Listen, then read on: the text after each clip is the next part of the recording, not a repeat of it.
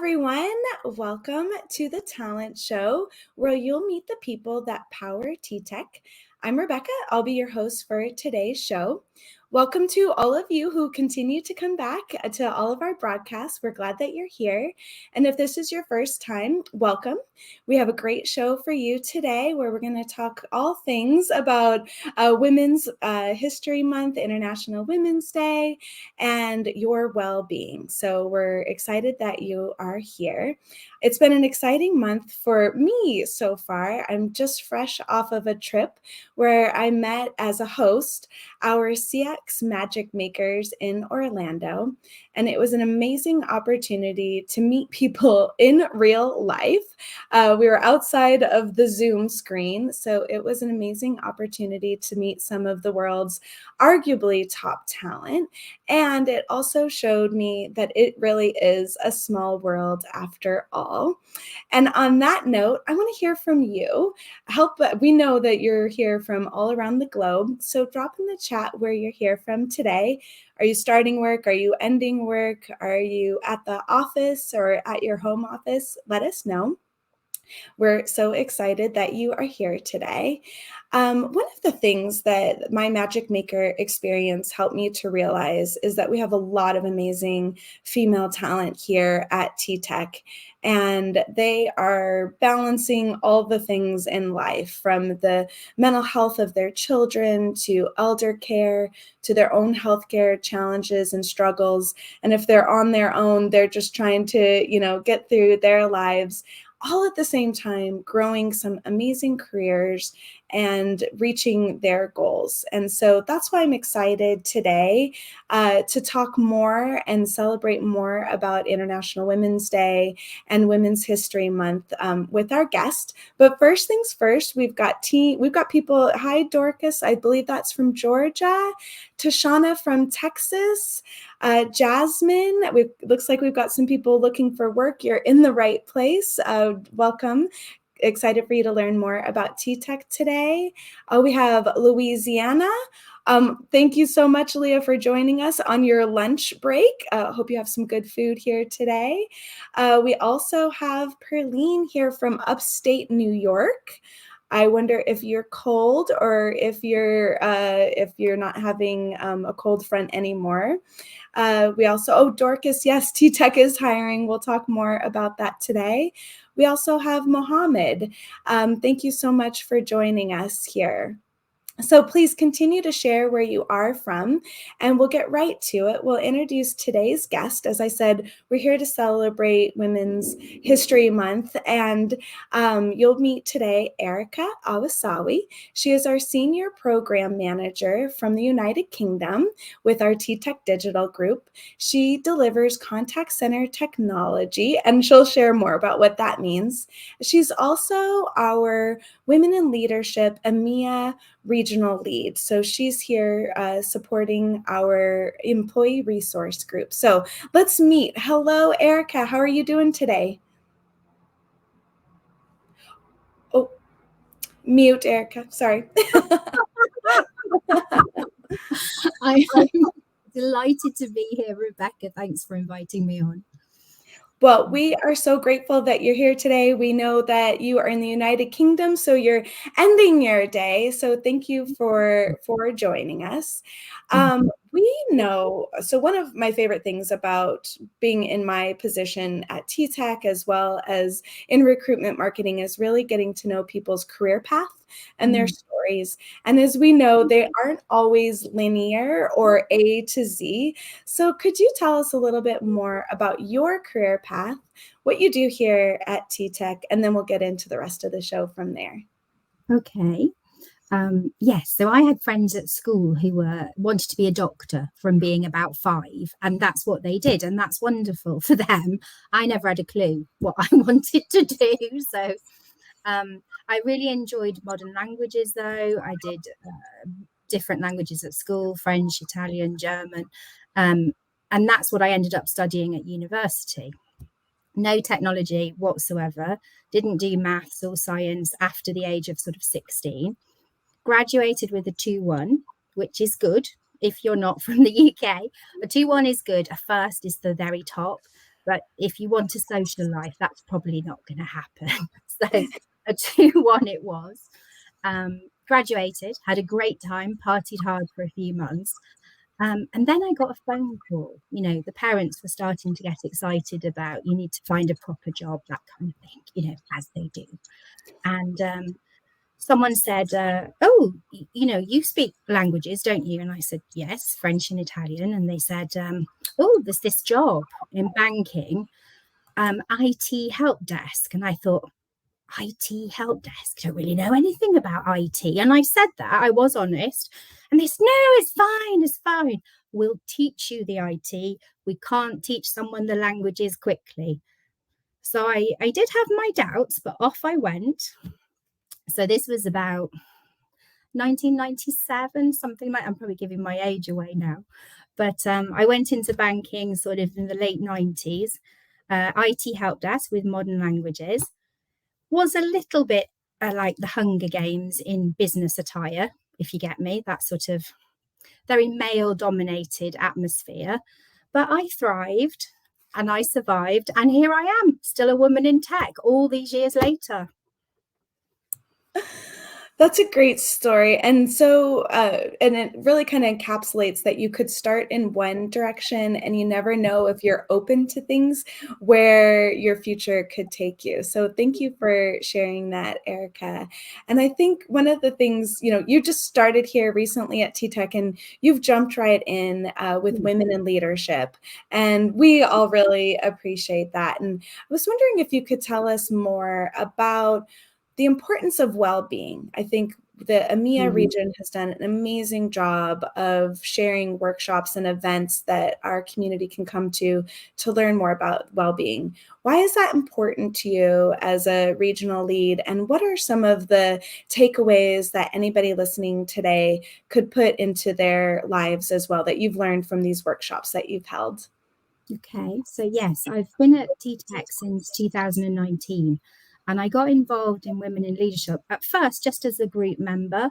And then when our EMEA is Europe, the Middle East and Africa, if anyone was wondering, when our EMEA lead left last year, I was asked if I would pick up the EMEA region. And we saw that as an opportunity to kind of look at what we were doing. What did we want to focus on as a group? We started to grow the attendance. We started to bring more people in, not just women, allies as well. And health and well-being was something that we really wanted to focus on. We had some budget, which was nice. So we were trying to think of things that we could do with our budget. And what we did, one of the initiatives we did, is we paid for a teacher, well, different teachers actually. So different topics, Tai Chi was one, yoga was another, Qigong, I'm not sure I'm saying that right, but if you know it, you know it, okay? Breathing. And what we did is we paid for a series of courses. So 30 minutes each one, every other Thursday over lunch. So you could either join live and then the instructor would, talk you through what you needed to do. And the sessions were recorded. So if you couldn't join live, didn't matter. You could catch up afterwards. It wasn't something where you'd get very sweaty or you'd have to go and have a shower afterwards. So you could do it in the office. You might get some funny looks, but you could do it in the office, in your chair or, whatever. And it just gave people a little break. 30 minutes is not a lot. Just a little break from the daily grind, the stress of work, etc. And just gave people a little bit of a chance to do something different and relax and breathe a little bit. They were really popular. So we're looking to do those again this year. We also did, we got Dr. Tara, who is fantastic. So a real doctor who came and she spoke to us all about the menopause because it was something we were interested in as a group. Not just because we were experiencing it directly, some of us were, some of us weren't, but because people around us, colleagues, sisters, mothers, cousins, friends, whatever, were going on that journey and we wanted to be informed. Again, not something that was just for the ladies. Anyone was welcome to join in and people did. And it was very good. Again, it was recorded. It's all available so people can listen to it. We've been doing, what did we do? In January, we did healthy eating. We also did resilience. We've done how to switch off, from your devices at the end of the day. Make sure you get some good sleep. Next week, we're looking at how to remain healthy while you're working from home. So some top tips for that kind of thing. So it's a big thing for us in Women in Leadership, and as I say, open to all, Rebecca. Yeah, that's amazing. And I think what I've learned so much from you and our short conversations that we've had is that importance of allies and having it open to everyone. And that's one of the things I'd love for us to just go to our audience really quick and drop in the chat. Let's get a tagging chain going, everyone. Again, we're celebrating all things women and our allies this month. So please drop in the chat, tag somebody that has inspired you. Maybe you were struggling in your career and they helped guide you on your path. Maybe you were struggling with the whole work from home thing and somebody was there to help pick you up and take you to that next level. Whether it was a female or a male, with an ally, like please tag them and give this opportunity right now to give them that shout out that maybe you hadn't quite had the chance to share with them. Also, Erica, I think it's so important what you were just sharing around focus. Being at home, getting off of screen time, getting in your steps in the day, breathing, Qigong. I need to check that out. Those are all really important. And one of those things, again, that when our conversation that we had that I absolutely loved and admired what you said is when I asked what inspired you, you talked about lifting each other up. Could you talk a little bit more about that? Why that inspires you? And again, what each of us could maybe walk away today with one or two tips of how we can lift each other up as well. Okay. When I think about not just women, but anyone around me, I can see so much talent, so much potential. And sometimes the person can't see that for themselves. It's very easy, isn't it, to focus on the negative, on the I can't do this, or I'm not good at that, or I don't know, I've got a fat ankle, or whatever it might be. We do tend to focus on the negative. And, there's an exercise that I did a few years ago. I was asked, it was for Women in Leadership, actually. I was asked to talk about what I'm good at and the secret of my success. And I literally thought, oh my God, what am I going to say? What am I good at? You think, oh, I'm all right. I don't know what I'm good at. So what I did, I thought, was ask my team. So I asked my team, okay, what would you say I was good at? And it's such a lovely exercise. Ask your friends, ask your team, ask your family, your sister, whoever, because the things that they think that you're good at and that things that they really enjoy about you, value about you, are going to be, some of those things are going to be things that you didn't know that you did. Okay. They're going to be things that you would never have thought of. You would never have put on a list. And that's such a nice, inspiring experience. You kind of go, oh, that's what they think about me. That's lovely. And it just gives you that massive boost. And when I see, an opportunity, I see, TTEC University are doing a graduate thing or something like that, or there's a job coming up somewhere, I think, oh, so-and-so would be good at that. And I think, oh, I'll just mention it to them. I'll just suggest they might want to think about it or whatever it is, or help someone with their CV, or just say, oh, I saw what you did there. That was really good. I really appreciate what you did. Because we're so quick to moan. We're so quick to focus on the negative. And just to do that, to lift someone up, take that 2 minutes, costs you nothing, but it makes such a big impact on that person's day. I love that, Erica, that willingness to roll up your sleeves and see where you can help and where you can make a difference in somebody's life. I always imagine, I think there's a podcast, 10% Happier, but I also wonder if we were all just 10% kinder, what we could be doing in this world just by making that extra, hey, like you said, nobody likes to, the CV especially, it's the time to humble brag, right? But no one likes to do that for themselves. But if you ask the people around you, that is a really fabulous opportunity to help lift somebody up, especially in a career search or if they're looking for that next opportunity. So I know today, Erica, I will walk away with just be that little percent more supportive and helpful and make a difference in people. And on that note too, Erica, again, this is International Women's Day, an extension of it. That was a week ago, but and it's also US Women's Month, and you're a woman in tech, and we have an opportunity to inspire the future women in tech today. We have a lot of people who are probably uncles, parents, moms, dads, friends, godparents, whatever it may be. What can each of us do to inspire the future women in tech to get into the field of STEM or to, aspire to their next career? What can each of us do to support that? I think there's a lot we can do. I've got a niece, for example, and I look at her and I think, when I buy her a gift, for example, when I take her out for the day, when we do something together, I try to make sure, I try not to kind of go a certain way because she's a girl, because that is, you can do that without meaning to. I try to go with what she's interested in, but also, I buy her books. I say, let's go to the museum or let's do something that's a bit different, And I think just talking about the kind of the breadth of roles that are available in technology, there are statistically, when you look at women in technology, it's something silly like 20% of the people that work in technology are women. Something like that. Don't shout at me if it's not exactly that, but it's very low.